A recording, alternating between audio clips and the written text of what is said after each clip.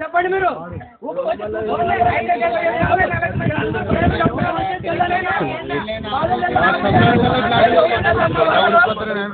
వాట్సాప్లో పెట్టు మొత్తం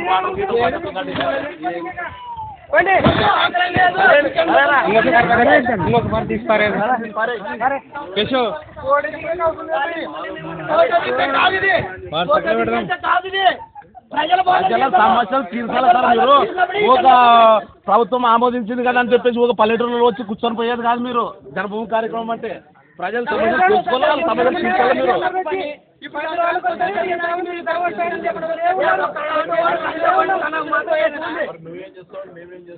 మీరు చేయాలి సార్, మీరే ఉండేది మేము చేయలేమన్నాడు. మీ కార్యక్రమానికి రావద్దండి.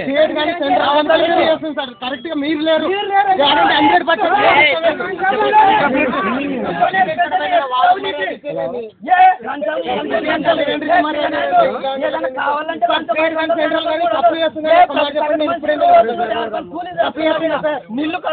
సెంట్రల్ అన్ని కరెక్ట్ చేస్తుంది. ఏమి ఇస్తారు సార్ ఈ స్టేట్? సార్ 10 గంటల 11 గంటలకు వచ్చేది.